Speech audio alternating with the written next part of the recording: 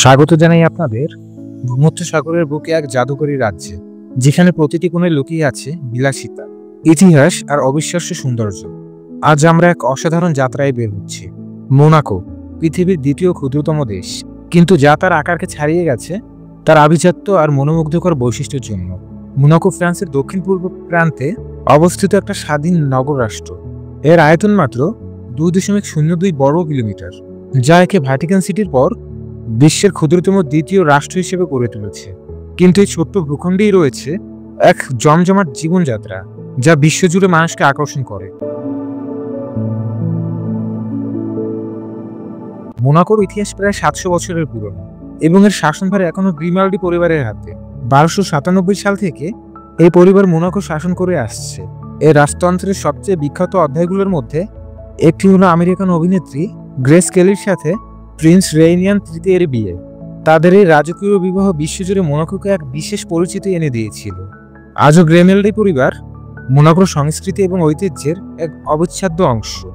মোনাকোর অর্থনীতির মূল ভিত্তি হলো পর্যটন এবং এর ট্যাক্স ফ্রি সুবিধা। এখানে কোনো আয়কর নেই, যা বিশ্বের ধনী ব্যক্তিদের জন্য এক বিশাল আকর্ষণ।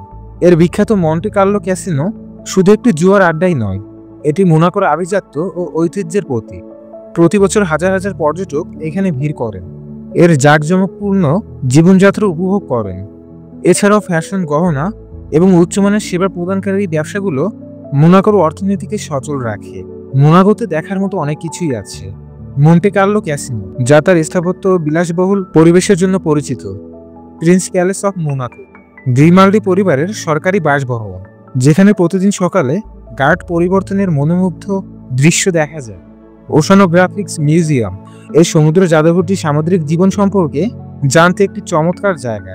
এবং Monaco grand pix circuit, formula 1 রেসের অন্যতম বিখ্যাত ট্র্যাক, যা শহরের রাস্তা দিয়েই যায়।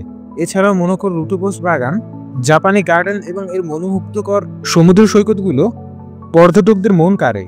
এখানকার পরিষ্কার নীল জল আর ভূমধ্যসাগরের অপরূপ দৃশ্য যে কাউকে মুগ্ধ করবে।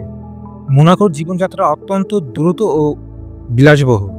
এখানে বিশ্বমানের রেস্টুরেন্ট, বার এবং নাইট ক্লাব আছে। এখানকার মানুষ সাধারণত ফরাসি ভাষায় কথা বলে, তবে ইংলিশও বেশ প্রচলিত। মোনাকোর সংস্কৃতিতে ফরাসি ও ইতালির অনেক প্রভাব দেখা যায়। এখানে সারা বছর বিভিন্ন সংস্কৃতির অনুষ্ঠান, কনসার্ট ও প্রদর্শনী অনুষ্ঠিত হয়, যা স্থানীয়দের পাশাপাশি পর্যটকদেরও আকর্ষণ করে।